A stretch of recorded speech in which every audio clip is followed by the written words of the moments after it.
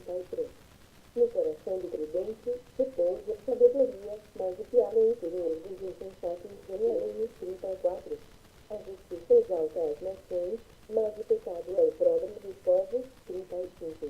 O servo prudente goza do favor do rei, mas o que procede indignamente é objeto do seu furor. Provérbios 15. A resposta branda desvia o furor, mas a palavra dura suscita a ira. 2.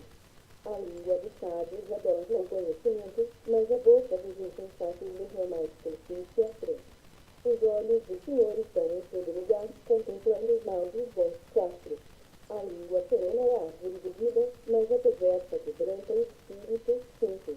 O sensato despreza a instrução de seu pai, mas o que atende a repreensão consegue a prudência. 6.